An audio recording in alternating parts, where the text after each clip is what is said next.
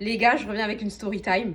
Je vais faire mon combo lèvres en même temps. Quand j'ai eu un date avec un boug avec qui je parlais depuis une semaine, impossible de me rappeler son prénom. On se rencontre à une soirée, ça se passe bien. Peut-être que je vous raconterai la rencontre, peut-être pas. Là, je sais pas encore, on verra. On parle et par message, c'était pas hyper fluide. Donc on se dit, on va se voir, c'est mieux. Maintenant, il réserve le resto. Bête de resto. On avait rendez-vous à 21h au restaurant. Juste avant que j'arrive, il m'envoie un message.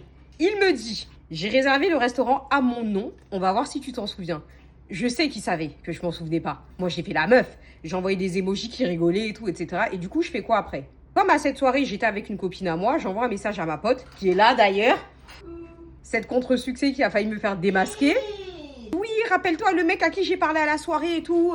Est-ce que tu te souviens comment il s'appelle? Impossible. Sachant que moi j'avais dit à mes copines, ouais, je crois qu'il s'appelle Alexis. Moi j'étais déterminée dans Alexis. Pourquoi? Ne me demandez pas. En fait, le problème est que quand un homme me parle en soirée, comme moi dans ma tête, je me dis que je vais pas le revoir, les informations qui sont données, je les retiens pas forcément. J'arrive au restaurant. À l'accueil, c'était une chérie. Mon tour arrive maintenant pour qu'on me place. Je lui dis, écoute ma belle, là je viens rejoindre quelqu'un. C'est mon premier date. Je me rappelle pas comment il s'appelle. S'il te plaît, aide-moi. Elle commence à rigoler. Quand je lui dis elle rigole, hein, je lui décris le monsieur.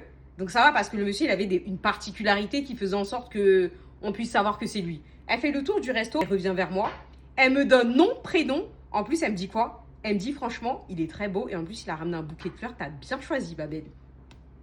Une chérie. Je lui ai dit, mais la manière dont tu me sauves. Après, de l'entrée, je le voyais. Mais en fait, moi aussi, il fallait que j'ai son prénom. Si j'avais pas son prénom, imaginez les conversations. En mode, tu t'appelles comment déjà? Et puis la honte, on parlait vraiment bien. On rigolait vraiment bien. Donc je me voyais pas redemander son prénom. Elle m'accompagne à sa table. Il se lève. Il me dit bonjour. De base, on était face à face. Il a pris ma chaise et il m'a installé juste à côté de lui.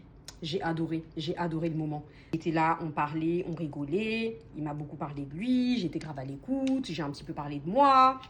Et à un moment donné, je commençais quand même à avoir un peu froid.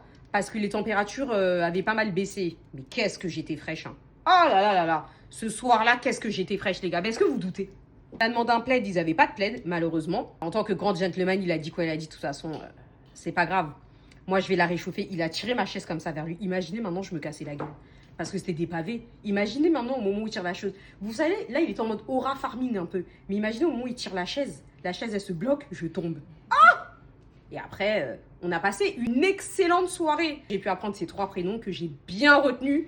Peut-être que vous aurez une suite à cette histoire. Peut-être pas. Mais le moment était excellent. Après, on s'est quitté tranquillement. Pour ce, faites des dates. Mais faites-les bien.